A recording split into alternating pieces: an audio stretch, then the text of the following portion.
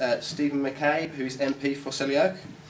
Before becoming an MP in 1997, Steve trained as a social worker working with young offenders. He then relocated to Birmingham to become an advisor for the Central Council for Education and Training in Social Work. Steve is currently involved in a number of long-running campaigns, including fighting crime and antisocial behaviour, standing up for victims, tackling unemployment and supporting veterans. Alongside these campaigns and his parliamentary duties, he set up an energy saving advice day for his constituents last October. If I can hand over to Steve McCabe, Selly Oak MP. Good evening. The question asks that if I could make one change to current energy policy locally or nationally, what would it be and why?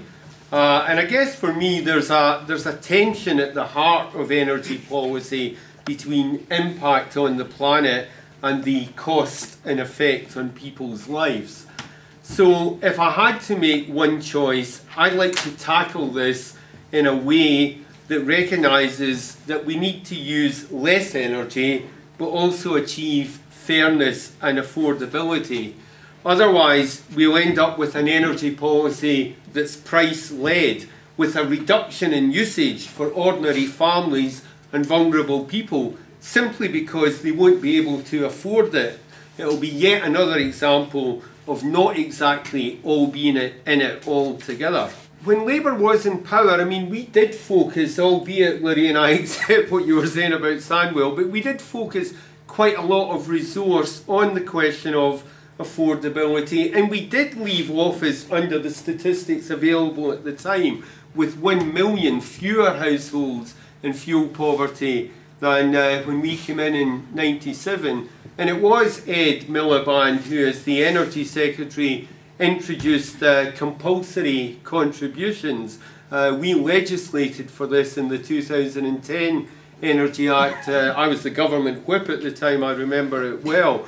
And it came into effect as the Warm Homes discount under the coalition, but it was actually Labour that legislated for it. However, on reflection, I'd be the first to accept that we didn't do enough to regulate the market or deal with the growing lack of genuine competition in the energy sector. In 1999, I think there were 21 electricity suppliers and 13 gas suppliers. Today, the big six supplies 99% of households. And in 2011, the energy companies made profits of at least $2 billion in supplying energy to British homes. There's got to be real doubt that that level of profit can be justified, and as we've heard just this morning, Ofgem are warning that prices are set to rise again.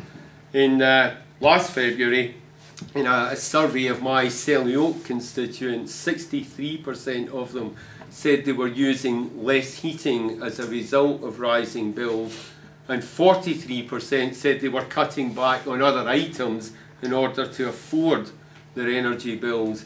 So I mean, I guess we need a much tougher regulator who will intervene and force energy companies to pass on savings rather than allowing ever-spiralling price increases.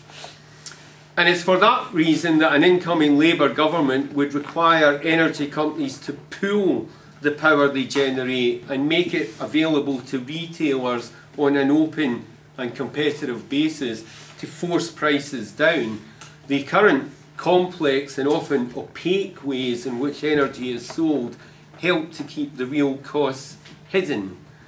We also want to encourage greater intervention in the market to ensure that there are more renewable energy sources. As I think it was Guy mentioned, I mean, the UK is currently a world leader in offshore wind, wave and tidal technologies, which could be a major source of job creation in this country and also a source of export earnings.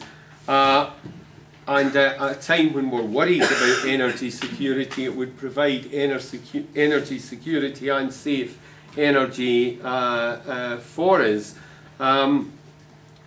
And we need to see growth in, I think as you were indicating with the grid that you were showing, we need to see growth in smaller independent and community generators.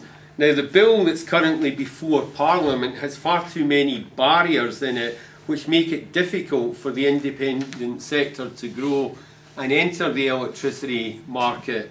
The government's relying on what it calls contracts for differences. That's the approach in the bill, which it argues will be an instrument to attract investment into clean electricity.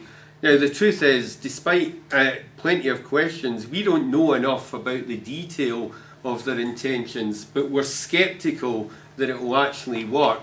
And we think it might be better to encourage the financing of smaller projects through things like feed-in tariffs and green power auctions, of which we actually have some experience.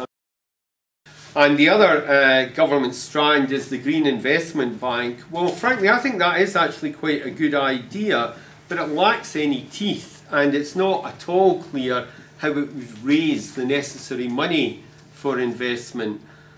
And we also need sort of greater transparency on how taxpayers' money for low carbon is being spent. If you saw the front of today's Guardian, you'd have seen the story on the nuclear sector, which suggests that government ministers have been less than honest with us so far. So in terms of the twin objectives of protecting the planet and providing an affordable supply of energy on a fair basis. And finally, in October 2012, John Hayes, the Tory Minister for South Holland and the Deepings, who generates plenty of hot air with his own colourful performances, but in all other respects is anti-wind, he told me in a letter, and I quote, "Analysis published in the December 2011 Carbon Plan suggests that the most cost-effective paths to deliver the 2050 targets require the electricity sector to be largely decarbonised by the 2030s.